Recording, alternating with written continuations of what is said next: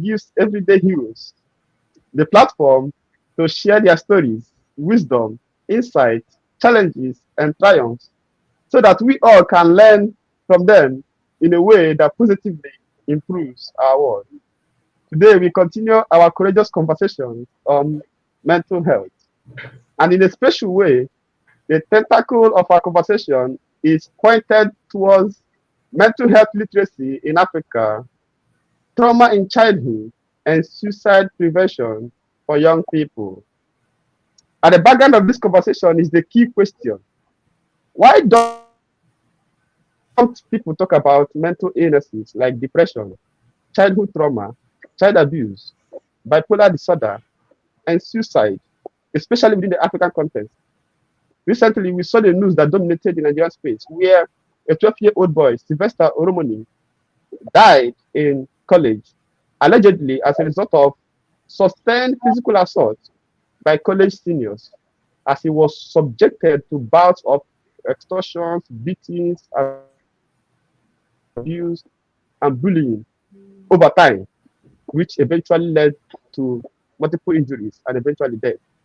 Because of this, there was a wave of numerous adults narrating similar ordeal during their boarding school days.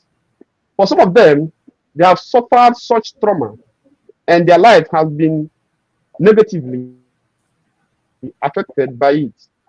In my own work as a career advice and personal development counselor to some secondary schools here in Nigeria, I'm usually shocked when my students, teenagers between the ages of 12 to 17 years, reveal to me that they have contemplated committing suicide multiple times.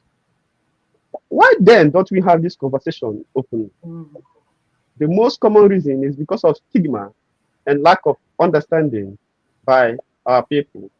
Those suffering from it usually keep mute for fear of being categorized as mad or somehow a lesser person.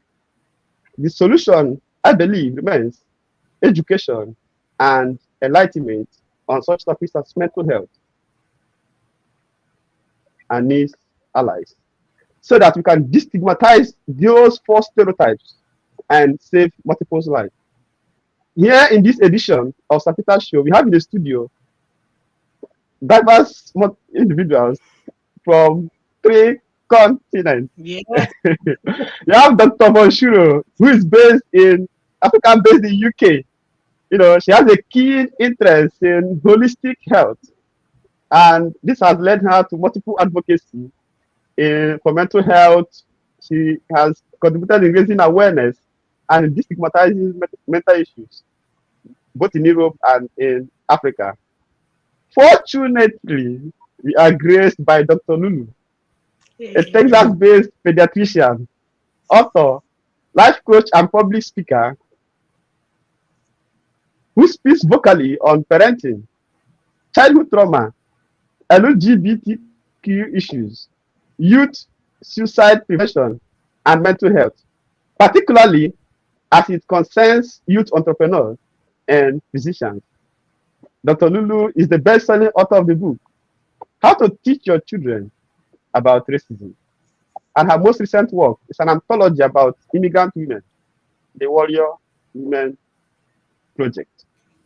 She has been featured in multiple global platforms like My Africa Magazine, The Washington Post, Perez Magazine, Entrepreneur.com, Texas Medical Journal, Black Parenting Magazine, and numerous online media outlets. Please, doctors, welcome to the show. Thank you. Thank Thank you, you. Ugo. Thank you so much. Okay. I'm happy to be All here. right. It's my pleasure to have you, really. Okay. Let's dive straight into definition of this concept. As someone who has been based, whose work is based on childhood trauma and parenting issues. So, what is trauma? What does childhood trauma looks like? I'm so Dr. Lulu. sorry, Ugo. Can I take you a step back? Because Okay. before we just start, and we will start very soon, I just want to particularly celebrate my sister who has graced this event. And thank you for your wonderful introduction. But I'm so honored that we are having this conversation at this particular time. And Dr. Lulu, I really celebrate you as a sister, and I want to acknowledge your excellence and all the things that you have done over the last, I don't know how many decades you've been a pediatrician. And you're walking such a novel journey, but an exciting and very important one for our time. So I just really wanted to highlight and celebrate you before we start, because this is very exciting. And this is a recorded event online, and I'm sure it's going to reach many, many more people than those who've managed to join us this afternoon. And I want to welcome all of our viewers. Thank you for making the time to come and talk to us and to have this courageous conversation. My brother, as always, we honor you for creating this space, because we need to have such conversation, many more, not just on such platforms, but my dream is for those conversations to happen in the home, in every home, for mental health to be so normalized as part of human wellness and health, just like we do physical health, just like we do everything else. And as we're going to hear from Dr. Lulu, even sexual matters, we need to normalize these very difficult conversations. And I think it's exciting that in our diversity of views, we've gathered here. We may not agree on everything, but, that is the power of conversation, is to share thoughts, is to share insights in the way we see things differently. And hopefully we can build a stronger Africa. We can build a more, better future for our children and our children's children. So thank you so much, Ugo. And I don't know if Dr. Lulu also wants to mention something before we dive into the meat of our topic today. Well, thank you so much. I think what I want to put on the forefront is Black excellence. I mean, that phrase should be everywhere. Black is beautiful, Black is bold, and Black is excellent. And the sooner we start, first of all, recognizing that everything that we are is good. And I don't care whoever told you once upon a time, you are still good. You're good in the eyes of God. Like literally, the good book says, and he looked at his creation and said, and it is good. You have to know that you are good. You have to feel that you are good. You have to believe that you are good. Now, that said, everything else outside is seeking to tell you you're not. That's why you have to first wake up every morning and say, I am good. Everything I do is good. And if you put that at the back of your head, when the enemy comes, because it's coming for sure, you can say, you know what? Give me a dose of courage. Give me some more of that courage. Give me a triple dose of courage and let's go. Because it's going to happen. So I say Black is good, Black is bold, Black is beautiful, and Black is excellent. We are looking at 3 Black human beings today, talking from 3 different time zones, 3 different continents, talking about the good in us. Mental health is about the good in us. We need to approach it with the mindset of you are good first. These are circumstantial. The child who was beaten to death, who took their own life, all of that are all circumstances that came to shake that inner goodness. And then you stop seeing yourself as good. You start believing the lies, start believing the rhetoric around you. So I want to celebrate the 3 of us today, first of all, as 3 Black, bold, beautiful, and excellent human beings, no matter what else. And we need to have more than 3. We should have 300 million of us talking about this. But guess what? It starts with us today just coming together and saying we're going to do it. And you're right. We need to bring the conversation to the dinner table. To the dinner table. That's all I have to say. Thank you. Okay, wonderful.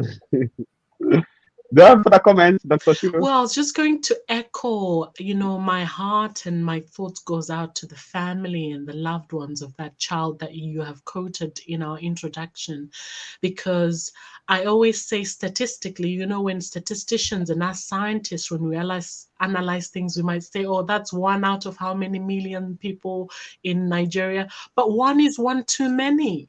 And I think 1 is 1 too many. And I think when we hear stories like that, we identify, isn't it, being people, we're fellow humans, and we feel the pain that this child must have gone through, but also we feel the pain of the loved ones that they might be suffering their loss. So I just want to acknowledge, you never know who this video is going to end up, whose hands it's going to end up. But I just want to say, if any one of those people are watching, the community, our fellow Nigerian brothers and sisters, really my heart goes out to you. And hopefully in the next sort of 30, 40 minutes as we talk, we were going to learn some things to help us tease out why such situations happen. And Dr. Lulu has already started. So yeah, I'm excited. Please fire off with the questions. Yeah. Okay, like I said, there is saying by Aristotle that at the beginning of any conversation, as you should define your terms. So that's why I say let's begin with the definition. Um, what is trauma? And what does trauma in childhood look like?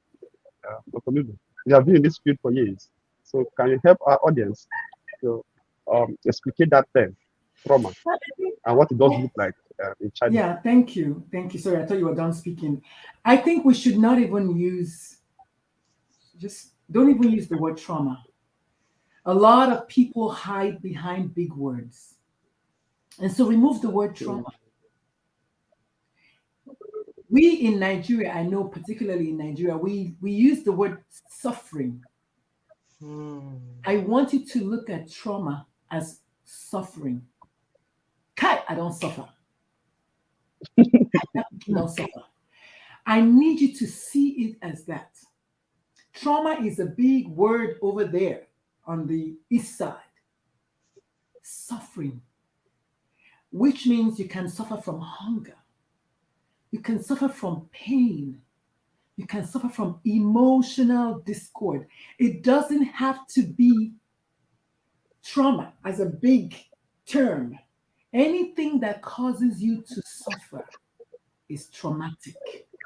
So let's take bite-sized pieces that we in the African continent can understand. Anything that causes you to suffer, i.e., your mother is sick, just sickness of a headache. You as a child will suffer because guess what? Mom is not available for whatever it is that mom is usually available for. It may be a small way to look at suffering, but magnify it to your father beats your mother up. That is suffering for the child because it's a painful thing to observe a woman who you hold in high esteem getting treated this way by someone else who supposedly loves them. So as a child watching that, I want you to see all of their securities are taken away. First of all, is their mother. Secondly, the pain is being inflicted by their father. This is an example. This is hypothetical. Or even a child at school who is made to suffer in the hands of a senior. So suffering is what I want us to use because we understand that better than trauma. What is trauma? I'm not traumatizing my child, Jerry. I'm not traumatizing. Don't think about it that way. Are you causing your child to suffer? In Nigeria, parents are very, very good at screaming at their kids. Well, we use the word shouting. In America, they say yelling. It's a fancy word of saying you are screaming at your child. Why? Because your parents screamed at you, shouted at you, yelled at you. But in my house, we use the word kujad. They say, Mom, you just made me kuja. My kids say that. They're American, but they say that. Kuja is startle. If you do something that makes your child startle and drop what they're holding in their hand, that is trauma. You just broke down a defensive mechanism that a child has. That you startled them so much that they're scared. That is not respect. That is fear. So, but we say, oh, I beat Mm. the child, beat my God into them. Really? That's trauma. So I want us to bring it home to the things that we do that we're not thinking are Too high. traumatizing. Yes, that's what I Mm. mean. Just a simple screaming at Okay. the child, just a simple saying, oh, da, da, da, da, da, and the child is shaking. Some kids will even pee on themselves. In your mind, you're like, yes, I got the child. Mm. That's what I mean. So trauma is Okay. anything that you do that causes yourself to suffer or the other person to suffer. That is trauma. So break it down however you like. Okay. Is there any thin line between trauma and abuse? Go ahead. I know Vaughn was going to say something. Okay. Well, I'm tempted to just stay silent now because I think you've really honed it home nicely. And I want us to keep that thought because for me, it's just heated profoundly because during my research, I'm a general practitioner, so I'm not a specialist and I'm not a psychiatrist or a pediatrician. So sometimes when you speak of very specific topics like this, you do a little bit of research. And I was looking into, yes, how do we define trauma? And I was reflecting on my own life. I was reflecting on the lives of people that I know who I would actually say they suffered traumatic things in their lives. And then I realized that actually the definition is not as simple as it is loosely used sometimes. So, Dr. Lulu bringing it to such a basic and relatable definition, I want us to really keep that in mind. But I also want to share some thoughts because there has been some research going on. And I don't know if Dr. Lulu, you've come across Dr. Gabo Mate, for example. He's a gentleman, he's a physician in America who's been doing a lot of work around trauma, around addiction, and around sort of mental health in general. And what he does is he challenges the stereotype that we have when the word trauma is mentioned. When the word trauma is mentioned, usually we think of very serious, adverse life events.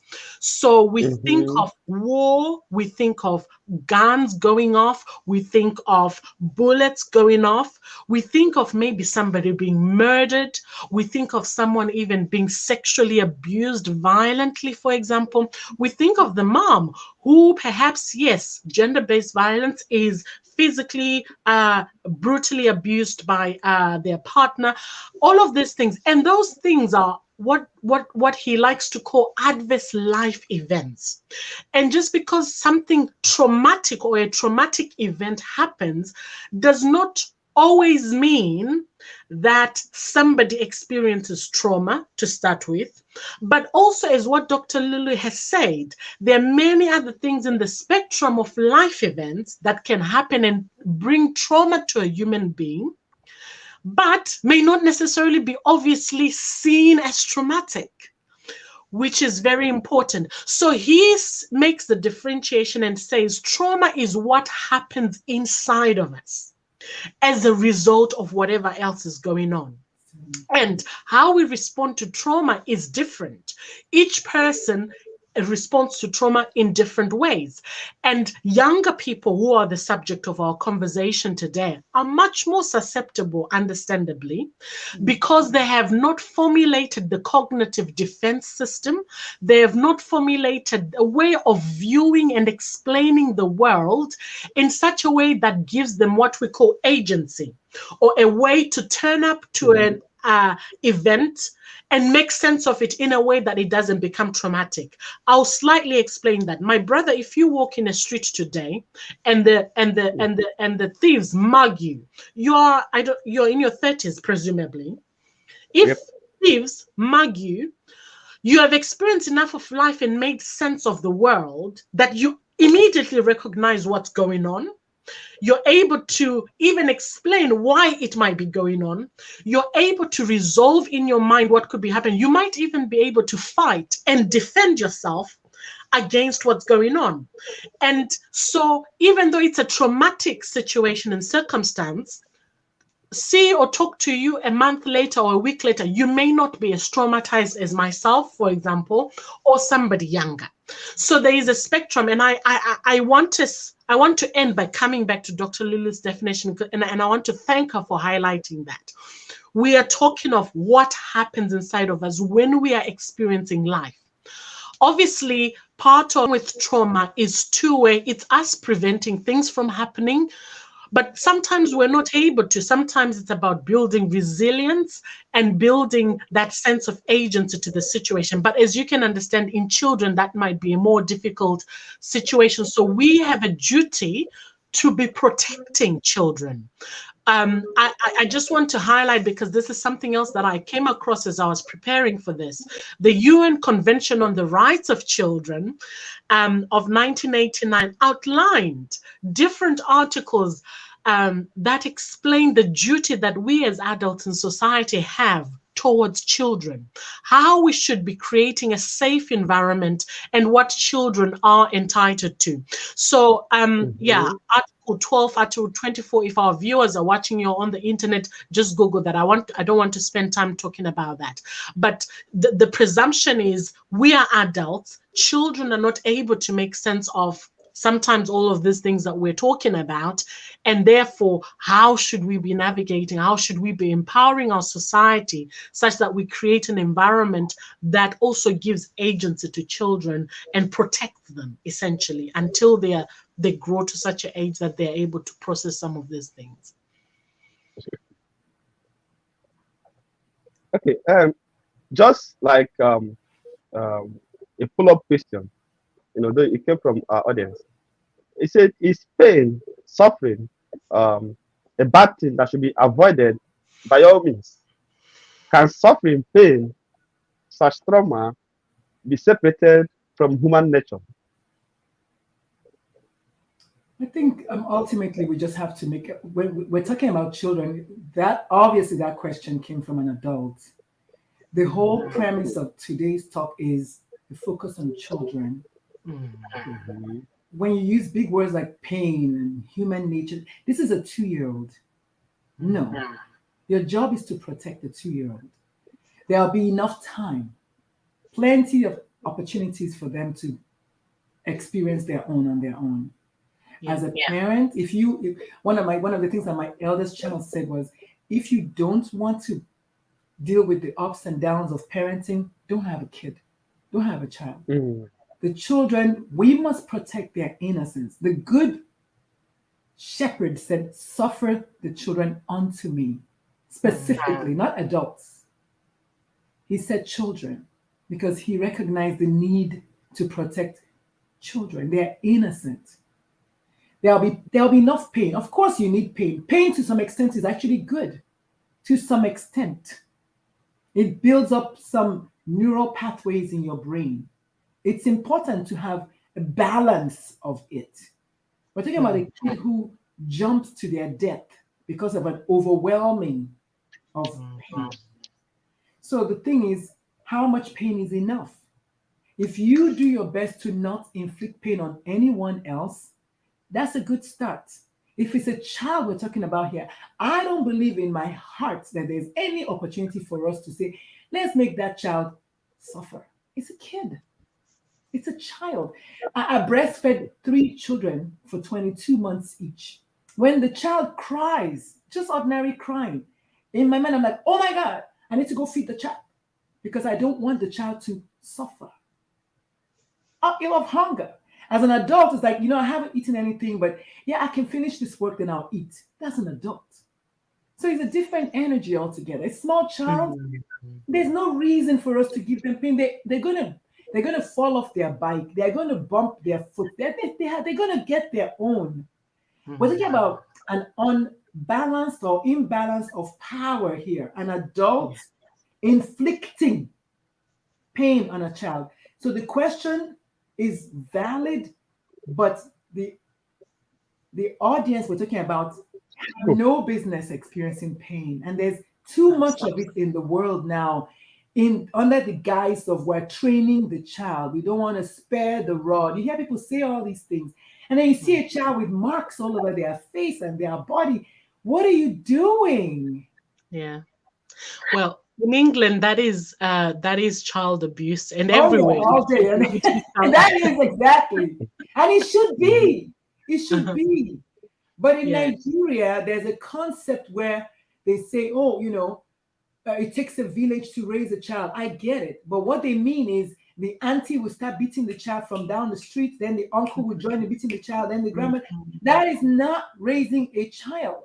That's just not.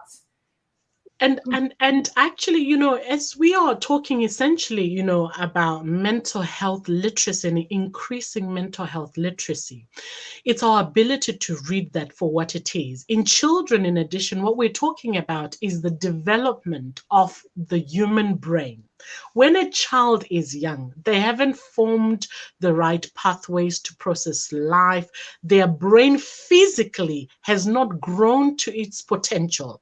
So what happens is when you experience, stimulation, painful stimulation in excess like that, it stifles growth actually. It forms dysfunctional patterns of experiencing life, of of understanding how the world works. And we know the link between trauma in childhood or suffering that is unnecessary in childhood with mental health problems. When you come to a doctor, if you come to me in my general practice room and say I'm suffering from low mood or I'm having psychotic problems, one of the critical things that we do is we take a pediatric history, a life and social history, and we ask questions. Where were you born? How were you born? What happened to you in your childhood? Were you nursed? What happened? Where did you go to school? Why? Because all of those things are sources of information to tell us the cumulative effect of what you may have been experienced to and how it may then adversely affect you later on in life. So I'm glad for the question, because I think it's really teased out, and hopefully to increase our literacy to say, hang on, we need to be very careful here, because children need protection, because they're in a vulnerable stage of life where they're growing, where they need to learn what's normal first. They need to understand love. We are wired for love, and we learn to fear. As Dr. Lulu mentioned, that beating and scaremongering, intimidation that happens, we think that making people afraid is going to instill discipline. No, what that does, it teaches violence. Look, you're a political person, my brother Hugo. One of the things that burden my heart is dysfunctional politics in Africa and an inability to negotiate things amicably. There's a lot of wars. There's very hardly conversation. When people irritate one another, step on each other's toes, politically speaking, people are quick to fight. Why? Because that, again, we're taught early on that the only way to understand each other, to discipline yourself, is through violent means. It doesn't have to be. It doesn't have to be. So I really hope that this conversation and what we're talking about is the beginning of us beginning to change our mindset about what discipline should look like. In our homes. Discipline is important. We all agree with that. And we can say at the outset, children, I always say, there are no rights without responsibilities, ethically speaking. You can't say children have got rights without accompanying responsibilities. So I'm all for training children in the way that you should go, training them to care for themselves, training them to care for their environment, having routines, things like that. But those things don't need beating up and holding.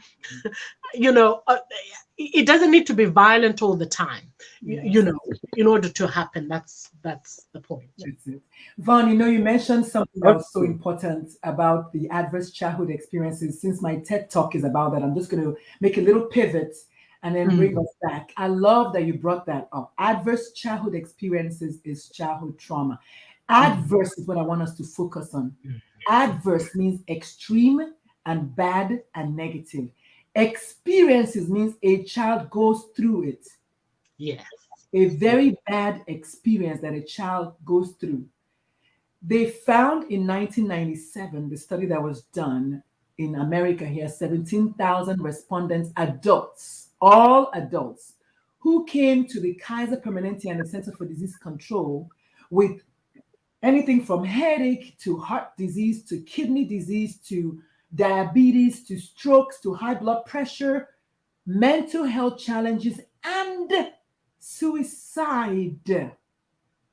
They found that all of those things, kidney problems, heart condition, obesity, I want you to hear what I'm saying. They traced all of them back to childhood experiences. Diabetes, high cholesterol, arthritis. Are you hearing what I'm saying? So Yeah. it's not as innocent as we think.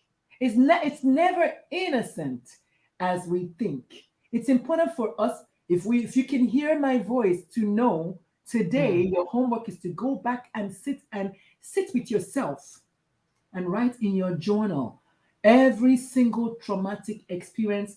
There's primary trauma, and of course there's secondary trauma, which is direct trauma and vicarious trauma. Direct trauma means you blow my eye and I feel the pain.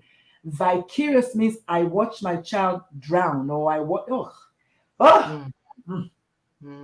watch my friend struggle with cancer, or I watch my house burn down, or I watch your house burn down, or I'm the one watching it, like a child watching their mother getting beaten, a child watching their dad getting shot, a child watching armed robbers kidnap their parents. Something that you're just watching it and it's happening to someone else, but you are absorbing all of it. That's vicarious.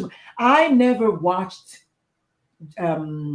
what's the name of the gentleman, the black guy from last year, 2 years ago, whoever was kneeling on his George Floyd. Lloyd. Thank you. I never watched the video.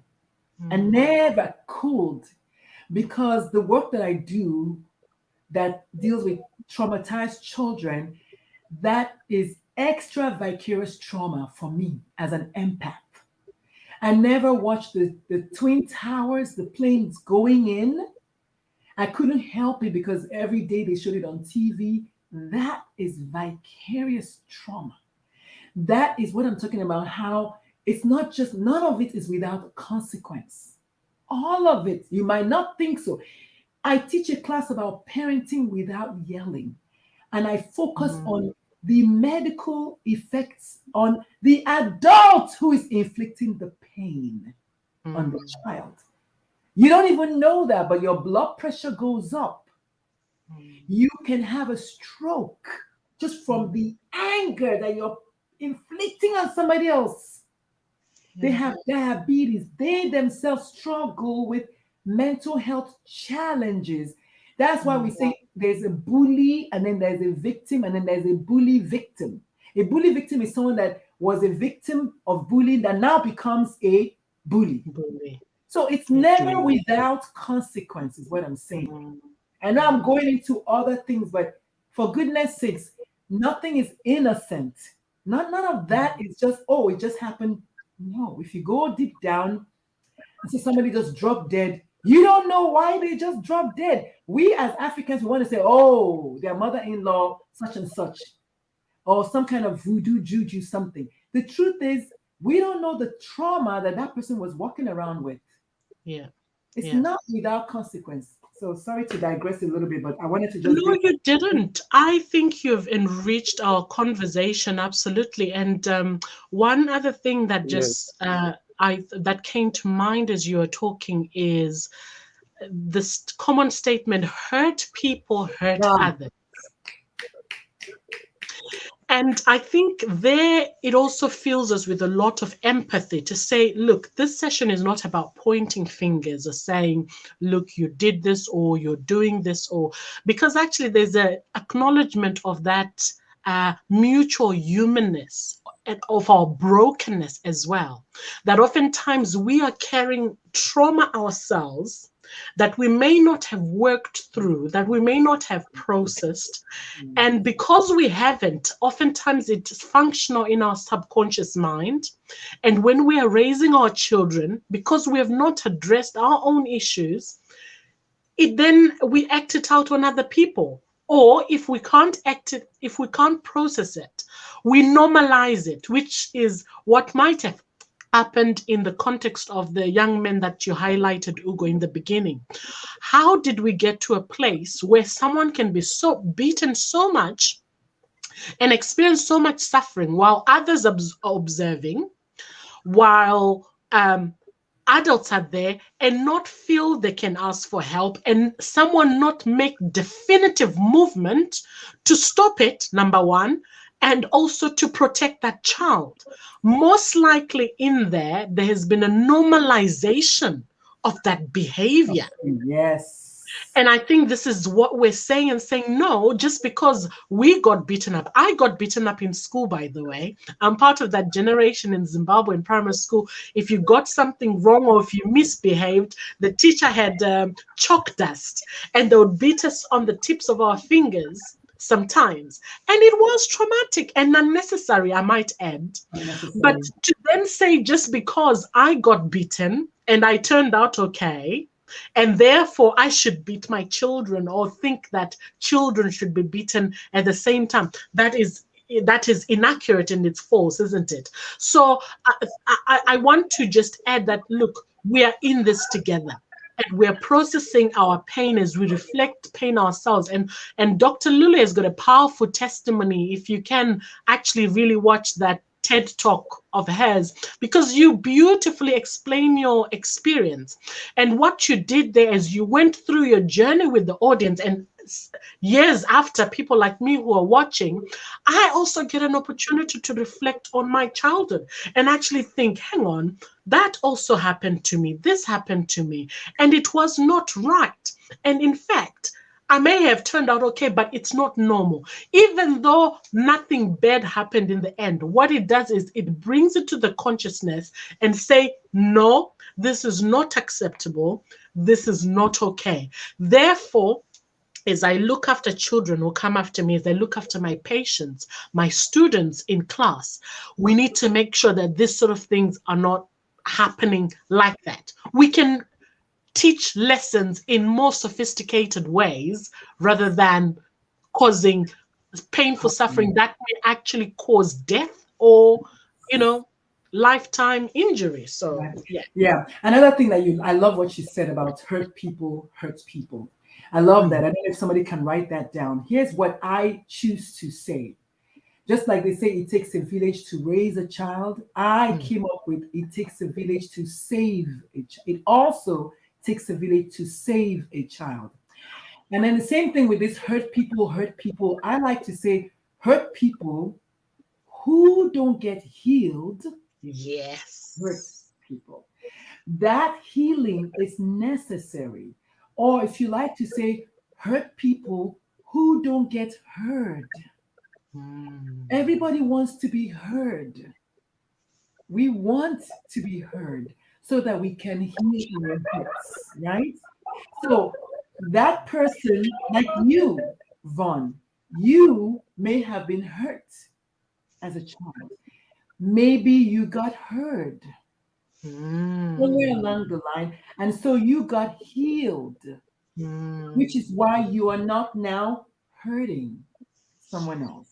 The bully victim is a person who was hurt, never got healed, and then becomes a bully. Does that make sense? We're following you. Parents should never be their child's first bully. Deep. There are some things that we cannot say in English. You say it in my language for emphasis. It is an abomination because you are the most important person in your child's life.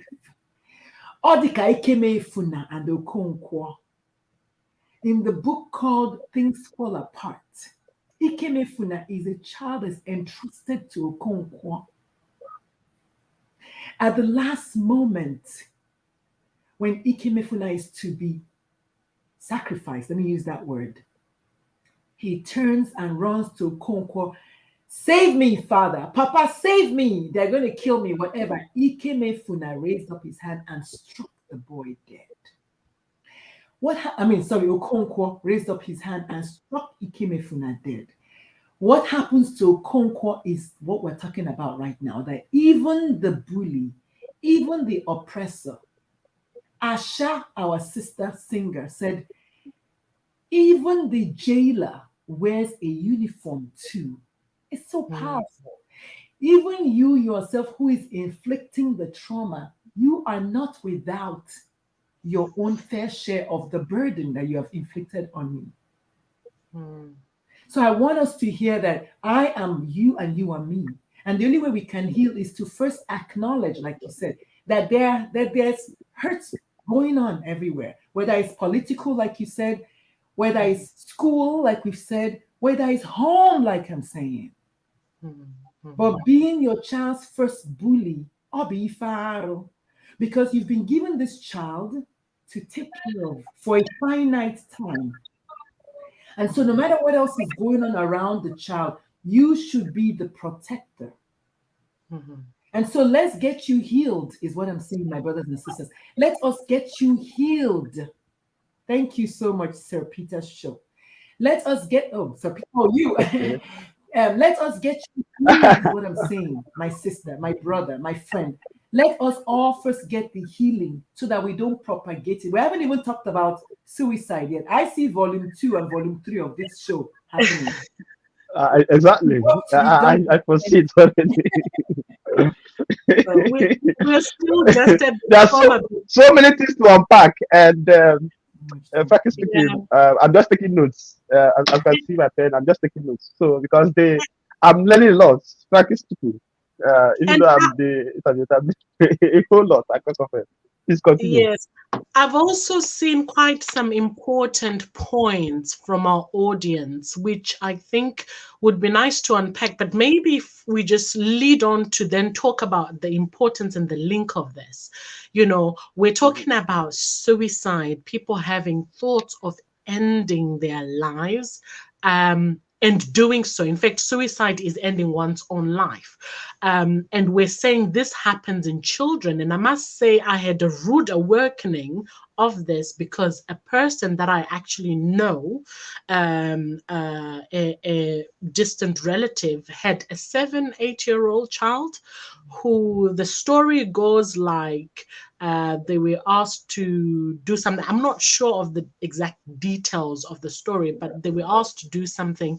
And unfortunately, they did go upstairs. They took their own life. Now, this was, I think, about 3 or 4 years ago. I think that was my first awakening to the fact that actually, when we talk of suicide, it's not just adults who experience this, but children do get thoughts of this. So I want us to get into that conversation because this is why what we're talking about is relevant and important, isn't it? How, Dr. Lulu, how can you tell us a bit more about the problem of suicide? And maybe we can share thoughts from different continents, because we acknowledge that we're in different contexts. But tell us about the problem of suicide. Why is this happening? Why are children having thoughts of ending their own lives, and actually some of them going ahead to do it and being successful? Yeah. So there are multiple. So first things first, and we just go back a little bit. When Sirpeter introduced the topic, he did use the word commit. I made a mental note of that. So in today's world, and Dr. Vaughn has so eloquently put it, you can say anything today, but commit suicide. We don't use that anymore. So I'm glad you said that, because that's how we learn. We don't use that anymore because in the old days, suicide was seen as a sin, S-I-N, seen, S-E-E-N, as a sin, S-I-N, in the church and in the Abrahamic religions. And so people whose family members died by suicide were effectively ostracized. And they called it committing a sin. It was like a commission of a sin. Today we know better that it is extreme, extreme pain, psychic pain that causes one to do that and should not be further victimized. One. Two, the family should also not be victimized. So we're trying to extricate the word commit. So now you can use the word suicide as a verb. You can say suicided as a verb. Okay? You can say suicide as a noun. You can say died by suicide, took their own lives. I like to use the word jump just because I like the word jump, but you can use anything than that. So that's one. Number two, the youngest child to die by suicide on record was a 4-year-old Chinese child who, along with their sibling, all their siblings, I think 5 of them, took their lives. I don't know the details, but it's on record. Okay. However, when they looked into the story, why that happened, we found out that their parents had abandoned them for weeks or months or whatever, however long. They had no food. The house was messed up, and they probably just thought to themselves, let's just do this. And I don't know. I wasn't there. Okay. In America, where I live, I think the child was 5. Sorry. In America, where I live, the youngest children to have died by suicide are 2 girls who are 6 each. One is a white girl, one is a black girl. They're not related. One of them has the story that you said. The child's parent told them to do something, and the girl proceeded to say, "I'm going to go kill myself." Her name was Samantha. "I'm going to go kill myself," and literally went upstairs and did that. And then the black girl who did kill herself was a child who had been in multiple foster homes and had been abused a lot. And then when they went back and looked, they saw that she had been drawing pictures of hanging. And I want you to just see the progression. So most of these people that kill themselves is never a spur of the moment. It's never, today, I'm just going to do it. It's usually a series of unfortunate events that have been piling up. Now, that said, there is a phrase in that world called suicide contagion or contagion if you're a potato versus potato kind of person. Suicide contagion is a process whereby, oh, you know what, because Vaughn did it, I'm going to do it too. Suicide contagion. I'm seeing other people doing it, which is why we always put trigger warnings. We always say, this, I don't know if you remember my TED talk, I said, this might trigger some strong emotions because I'm going to be talking about suicide. And for people who are already on the brink, and we don't like to always talk about the means too much because it gives people ideas. That's a true statement. So when we're talking about suicide, we always want to lead with a trigger warning and say, the following video is going to talk about pain or trauma or suicide, say it out so that people know if they want to go there or not. Okay. Now that all of that said, they've now found out that ultimately most children, not adults, most children who have killed themselves, if not 100%, 99% of them have been victims of trauma, intense trauma, consistent trauma, leading to depressive crisis. They get so depressed, so sad, they are not heard, they are not seen, they feel invisible, and in their beautiful minds, killing themselves is the ultimate way to relieve you, the adults, you, the survivor, of them. I want you to see what I'm saying. They choose to end their lives because in their minds, I'm going to save my mom the trouble of me, stupid child, bad child. You hear that? Where do you think that came from? You see what I'm talking about? There was a Nigerian boy a few years ago who wrote a suicide note to his mother saying that I'm going to relieve you of the trouble. It went all around WhatsApp of me being a burden to you. Because you always tell me every day that I'm the reason my father left you, or I'm the reason such and such happened, or I'm the reason. So let me save you the trouble now. I want you to see the minds of these kids. And so my take on it is, while it's always recommended to see a doctor, get therapy, intense, deep therapy, and maybe even medications, what I want us to do as a world all over is to create a safer space for children already, so that they don't have to have the contagion of seeing Mr.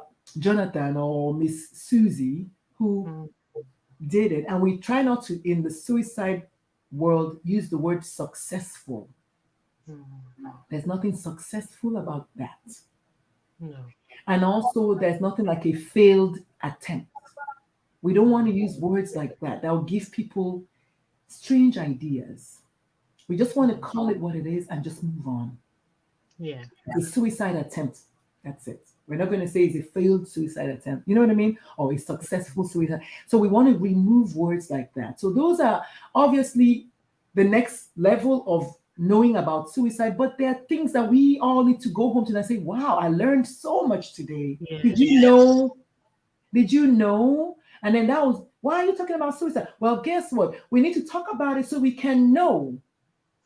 One Mhm. time somebody called me, and for an hour, 45 minutes, and 9 seconds, I was talking to a person I've never met before. They were on the roof in Nigeria. Somebody called me, and I stayed on the phone trying to talk them down from jumping.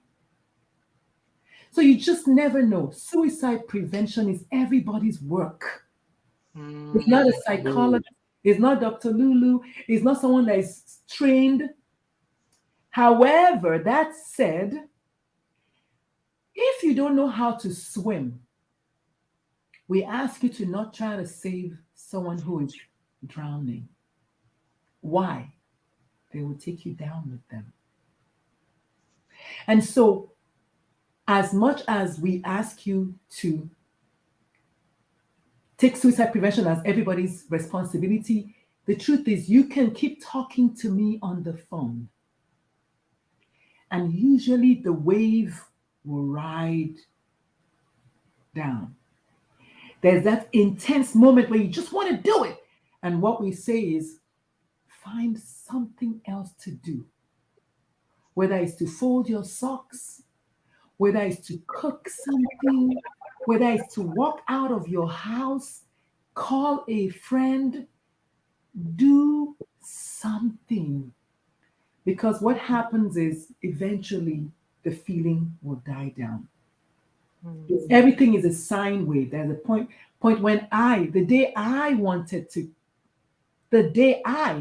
drive off of the highway, I had an intent. I was going to do it. I was done. I put my rooftop of my convertible down. I took off my seatbelt. I was ready. There were just too many cars on the road.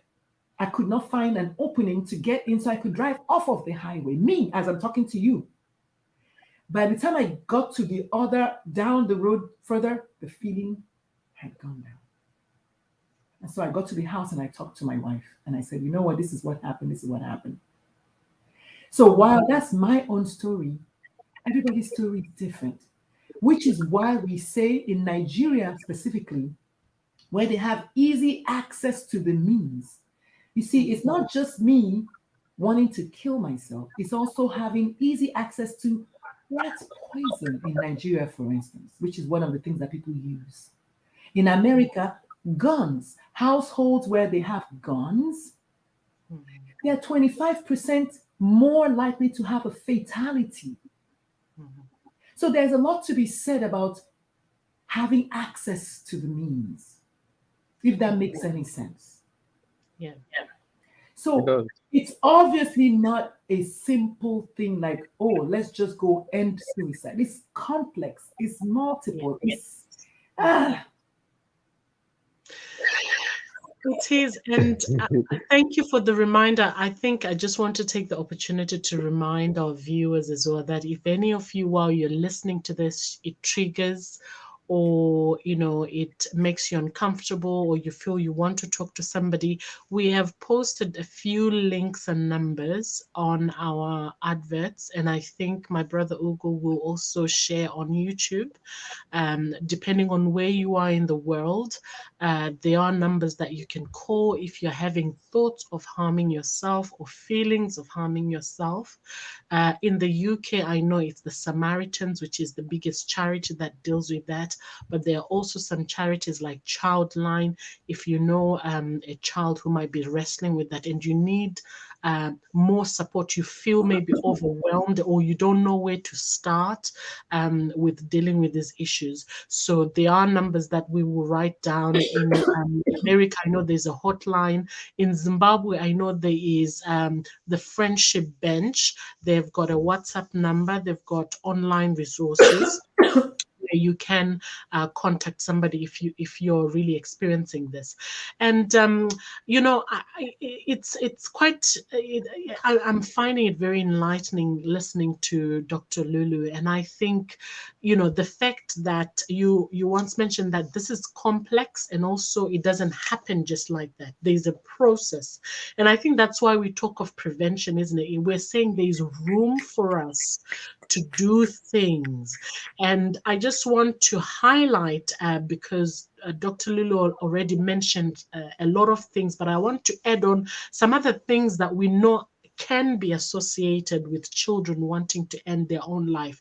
So things like relationship problems, we don't always think, about them. Children breaking up or failed engagements and things like that, they can cause that. We're talking about academic pressures.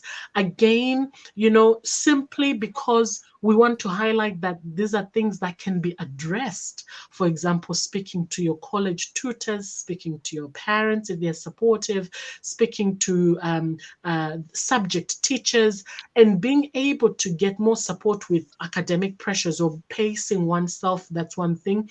We've got, especially with COVID, we're living in a post-COVID world. The other thing is illness, experiencing family illness and also bereavement, losing loved ones and going through grief and loss. It's been shown to be a risk factor in some children. So, this again we mentioned so that we are aware, if we've chosen, if let's say we've lost a family member, are we being mindful, especially as adults, to think, how are the children processing this? Do we need to get support for this? How are we supporting them? So that's quite important. Something else is social isolation, maybe not so common, but the world is changing in Africa. I'll just say not so common in Africa because we're such a communal people, but I think things are changing. With increased social mobility, people are moving different places, nuclear families living alone. So sometimes you've got isolation, substance misuse, abuse. We've already talked about abuse, but as we know, I know today we've probably highlighted a lot of physical abuse, but there's a lot of abuse, different types of abuse. So sexual abuse, neglect is a form of abuse. We're talking of psychological abuse, which I think Dr. Lulu has also touched on, that when we are speaking negative and we fail to build a sense of identity and personhood, that could be classed as psychological abuse as well. So one other thing, Dr. Lula, I want us to touch on, because I'm aware of our time, but I want us, because as you said, we want our viewers to come away thinking, I have learned quite a bit of things. Recently, particularly in the West, I'm not sure about an African context, but I say this because I know there's a lot of Africans in the diaspora, for example, who have been affected by this issue. But we know that suicide, not everyone who commits suicide has got mental health problems. And also, not everyone with mental health problems will commit suicide, but there is an association. Some studies have found that if you've got a mental health problem, you're 8 times more likely. Did I say commit? You're 8 times more likely. I'm corrected. My voice has corrected me. you're 8 times more likely to think about ending your life in that way. However, it's different. Another thing that we discuss in medical circles, and I think our viewers have to be aware, is also the differentiation between what we call deliberate self-harm. And, you know, it's not the subject of this topic, but it's just an awareness that it's because for us, particularly in the UK, this is a big problem that's also related to the use of the internet and what children are seeing as normal way to deal with emotional distress. Now, this is the reason why I'm also mentioning it, because emotional distress will happen, as we said in the introduction. But why it's even more important that we are having this conversation, talking to our parents and all adults who support children, is children need to learn, and they want to learn how to process difficult emotions and distressing emotions, and we can support them in so many ways. And you know, there's so many things that we can do to do that, but I just wanted to highlight that because, you know, it's a spectrum, and it's, I understand, a very difficult one to detangle with suicide, self-harm, having thoughts that lead to deliberate self-harm, or in fact harming, ending someone, your own life. So these are difficult things, but I think just an awareness for our viewers is very important. I don't know, is Dr. Lulu, do you have any comments on that, on that issue, or is it one that we want to just highlight it and we can happily leave alone for today? I think you touched on a lot. One of Okay. the things that I want us to really, my most important thing I want us to leave with is the WHO. When you go to their list of the 23 reasons why people kill themselves, the top one is relationship problems. That's the top. The first reason. The second reason is financial crisis. I want people to know that, because in Africa, in Nigeria, again, because I can only speak about Nigeria, people don't think about those things. They think you're crazy. They think crazy. Crazy as a word has so much stigma in it. But truly, if you get jilted by your spouse, if you get jilted by your boyfriend, because in Africa, we have a country where so much weight is put on the word marriage. Like a woman she can accomplish everything in the world. Oh, well, but she's not married. Unfortunately, they have so much weight on that it is a very real problem. I did a study one time to compare the ages of suicide in American children or youth, and then Nigerian youth. The highest rate of suicide was the 21 to 24-year-old Nigerians. Well, wait, 19 to 24-year-old Nigerians, college age, whereas it was 12 to 16-year-old Americans, high school age. Relationship problems are a big deal in high school in America. Relationship problems are a big deal in college or university in Nigeria. So the underlying thing they had in common was relationship, even though the ages were different. So I want us to just kind of see the power of that. Youth suicide is a different animal altogether. It's a different animal altogether. The reasons why youth kill themselves is usually financial now in Nigeria, because there's just, the country is just, and then substance abuse is a big deal. But the top three are relationship, financial, and substance abuse. So I want us to all of those things lead the pathway. Ultimate pathway is depression or depressive crisis. That's the ultimate pathway. Okay, relationship could be, like you said, my friends bully me. That's a relationship thing. Yes. You know, domestic abuse, that's relationship. Broken divorce, that's relationship. Broken relationship, boyfriend, girlfriend. My boyfriend has 4 other girlfriends. That's relationship. I want us to see, because you know why though? Because we as human beings, we crave relationships. It's a thing. It's a natural thing that we want. Everybody wants to have somebody. So it's not a far sell to imagine how that can contribute a lot to this kind of thing. So again, I want us to, if nothing else, you know the top three. So Yeah. you can practice a little kindness, a little empathy, a little sympathy, but most importantly, a little compassion. And I talk about compassion a lot because compassion is the big brother to empathy. In the good book, I think it's Isaiah, they say, compassionate thy Savior, thus cruelly treated, which means I want you to not only feel for me, also want to help me. Ask me, how can I help? That's what compassion does. So compassion is mentioned multiple times in the Bible, but empathy is not. Yeah. So I want you to focus because Nigerians are very, very Christian. That's why I use the Bible a lot in my talk today because it's a book that they really like. I want you to go and look at Jesus as a man and not Jesus as God. So you can see how you relate so much more to that individual who suffered, but also wanted relationship, wanted best friends. He also cried when his best friend died. He was human, just as human as you are. Yeah. And even he said, not my will, but thy will. But if it's your will, let this cup pass. Suffering, trauma. Yeah. And you know, that is so powerful, Dr. Lulu. And I had the Mm. privilege to attend an interfaith religion, a symposium on religion in Italy, in Rome in 2019, which was looking at suicide as one of the topics. And actually, there were people of different faiths, and there were people from the Islamic background, for example. We had Buddhists there, we had even atheists who attended the conference, as well as Christian or Catholic.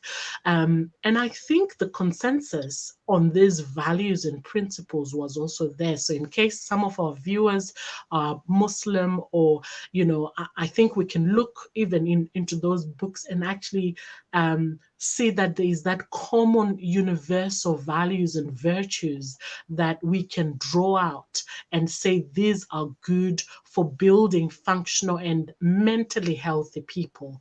And I just wanted to also affirm your the element of bullying, because I had a look at the Royal College of Pediatrics and Child Health in the UK, particularly mentioned bullying, as well as deprivation, you know, as key issues that can contribute to what we're talking about. And the reason why I'm also highlighting it, I want us to also have in case we've got policymakers, lawmakers who are watching, and people who are in government or who can influence government policy.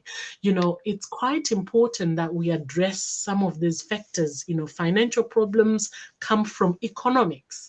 So to actually think, yes, when we're talking about affordable housing, when we're talking about parents having income to feed their children, when we're talking of those things, it has an impact on their mental health and the mental health of children particularly. So it's one of the reasons why we should take it seriously. And I know our governments in Africa particularly have got a lot of work to do in terms of investment into this thing. But hopefully, yeah, you come away and think, actually, let's make this a priority. Let us make sure that parents in, for example, single parent households, for example, are well supported, being more mindful and compassionate like that, and thinking if we don't address these issues in a preventative way, then it might come back to us as very complex problems like this, which are even more costly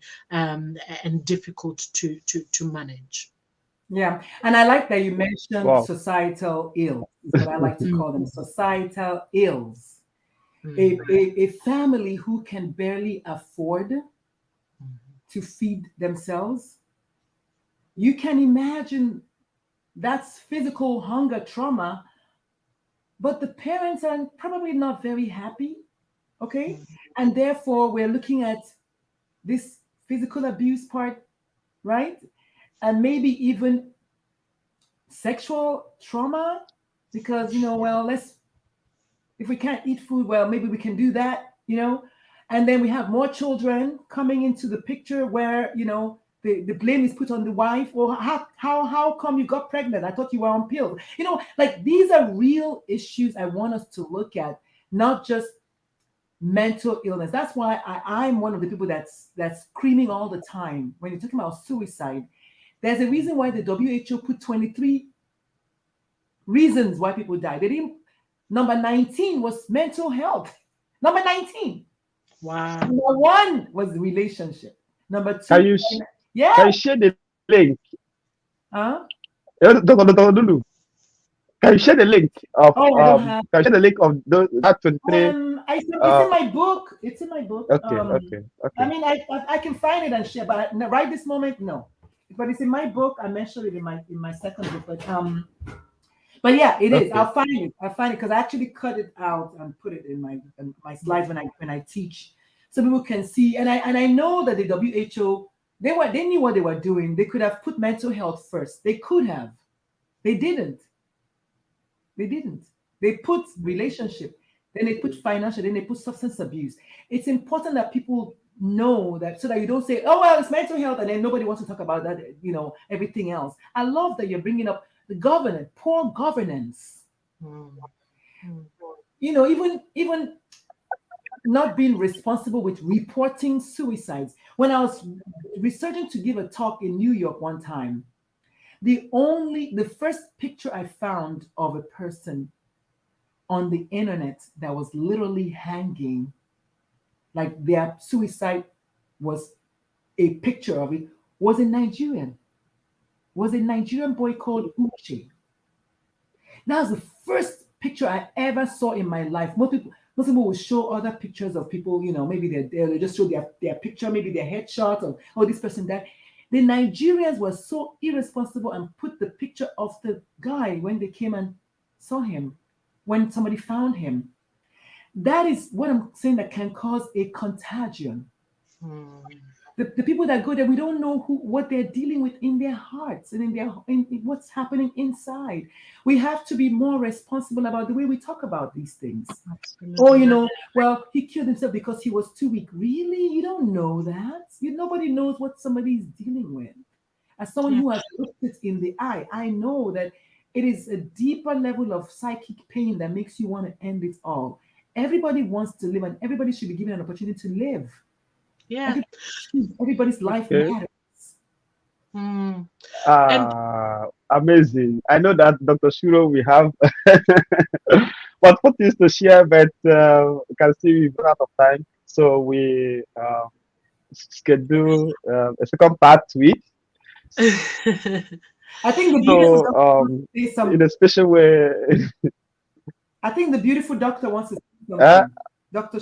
well, Yeah. You want to ask something? I will make it some closing remarks, because when you shared the picture, I just recalled actually that the first time I saw, someone who had ended their life by suicide or by hanging was actually a neighbor that we all ran. Someone said something has happened to our neighbor, and we all ran. And in the innocence of childhood, we all went and we just saw what it was. But the reason why I'm sharing is I also thought it was unfortunate, because right until this day, as I'm recalling, I never had a conversation with anybody else about what happened, why it happened. What I do recall was off conversations of, oh, there's something wrong with the mother. The mother does this and that's that. So a lot of blaming the loved ones and not actually addressing some possible issues, all these things that we've highlighted. So my take-home message as we come to an end has been, what, we might know somebody, we might have even experienced it, and maybe I've got some homework as well to go back to my loved ones, to my family, and say, guys, do you remember our neighbor, this person, and what happened to them. I actually recall his name, and he was one of the most loveliest guys, but he was only in high school when this happened. So he does fall into this category of conversation. And so I'm thinking, I've got homework to go back and say, actually, you know what, let's rewind, let's talk again about this. How can this be prevented? And I mean, the other thing well, maybe this is for next time, because what I was keen to is for us to highlight numbers. But in the end, I thought actually the numbers are not so important, because As the stories. The stories are always more important than the numbers are good, but stories stick. Yes, that's right. That's right. And Yeah. also, Okay. I think the stories help us Yeah. to understand the dynamics of those factors that are preventable. So I'm hoping even as we go away, we will think, what do we need to change in our society? I've got a mentor, in closing, my last point, who alerted me a few weeks ago when I shared with him that I was having this conversation with these two beautiful, excellent Black people about suicide. And he said, you know what, my daughter, there are so many African countries right now, which add on maybe why in our psyche we're still saying committing suicide. There are many countries like England back in the 60s who are still in which suicide is illegal. I didn't know this. Nigeria is one of them. Nigeria is one of them. Nigeria is Malawi, one of I them. understood. If you're caught, which just I didn't even want to go there, because that for me is trauma. If you're caught,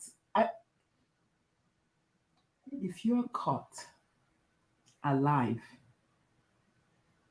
if you attempt suicide, let me put it this way, and don't die by your suicide in Nigeria, you will get arrested.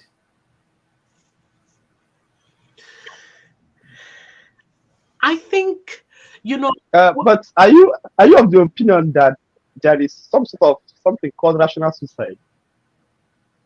Dr. Lulu? What do you mean? Like a hotline? Like not a hotline, like a as in a reason, some right to advocacy group, to say that they promote the idea that suicide, even assisted suicide, can be a rational decision. Oh, Why rational. some used to, Oh, I didn't hear. I thought you said yeah, national. Oh, I'm so sorry. rational. okay. Rational. Oh, Mm. I think by definition, So, I don't have an opinion about that. By definition, a suicide is an intentional, voluntary ending of one's life. To the person, again, going back to the person, it is a rational decision. I want you to hear this. To the person who is dying, to them, they have come to the conclusion that this is what is the best avenue for me. You don't know the person. If I keep saying that, if I had killed myself, I like to use that at this point, in 2015, my father, who is a red cap Igbo chief, will never use his mouth to utter that I did. He will not believe it. He will not accept. Oh, that's no. That is a thing that is an abomination for me to do that. Because in his mind, he cannot see that I can be in so much pain that I want to end it. So what I'm trying to say is, to the outside world, the first thought is, oh, it's irrational. I can't believe he killed himself. Why would he even want to do that? But to the person, out of respect for me, being of sound mind and body and deciding to do this, of course, if you want to judge, you can say, yeah, you were not of sound mind and body because it's irrational. But you don't get to choose that for me. I made a decision based on my own series of unfortunate events or whatever that happened to me that brought me to the point where I said, you know what, I don't want to live anymore. So no one has any right to say it's irrational. You know what I mean? Even though, because you and I are looking at from the outside, that's what you see. But unless you walk their walk, you can't truly say that if you were faced with the same identical circumstances, your decision will be different. You don't know that. Yeah. That's why we had the pastor that ended his life in 2020. It was a huge, in 2019. It was a huge thing. They were like, "Oh my God, he's a pastor," and he actually works with depressed, suicidal teenagers in California. You don't know what's Hmm. the decision. No, you don't. Okay. And Um, I, anyways, I, Dr. Shurro. Okay, go ahead. Go ahead. I Go was ahead. not Why their time is I'm not going. going to say much. I was just going to echo to say, you know what, we can open another massive can here because as a person with an interest in medical law and ethics, which I read at King's College in London, I'm also aware that when you're getting to, could this be decision rational? You touched on assisted suicide. It's a massive topic. And I think it's more maybe appropriate for the adult audience, or when we're talking about perhaps maybe suicide in adults, whether an autonomous individual can indeed make a rational and perfectly acceptable decision to end their own lives. But that's beyond. I was just saying there's a lot that can be said there. But thank you so much, my brother, for Yeah. having us. And Dr. Lulu, I want to honor you for you sharing your insights and your expertise and being with us here today and talking about these issues. I think I'm going to rewind and play it back myself quite a few times for me to really sort of think and chew, so many insights that you've shared with us. Thank you so much, my brother. Thank you. But I'll leave it to you to close off the meeting. But frankly speaking, I am elated by this discussion. And like I said, my notes is full actually based on what I've learned. And I can't thank you, both doctors, enough, for the valuable knowledge that you could share today, as we continue to work to better our world. And to you, our viewers and audience, as we've interviewed and learned from these, I call them everyday heroes. Everyday people who are actually in the field doing the work to improve the welfare of humanity. So as we learn from these everyday heroes, may we be inspired, to join them in, strengthening the fabric of our shared humanity for the common good. This particular edition of Mental Health will be available on YouTube for catch up, and anyone can go to Sirpeter's show on YouTube to watch. You can subscribe, share to anyone who actually needs it, and help us in sharing this message so that we can foster quality discussions around mental health, especially in the African media. So thank you so much, doctors, and thank you so much, our viewers. My pleasure. Thank you. Thank you so much. I appreciate it. I Okay. thank you. Let me just stop at that. Thank you, Vaughn, for the invitation.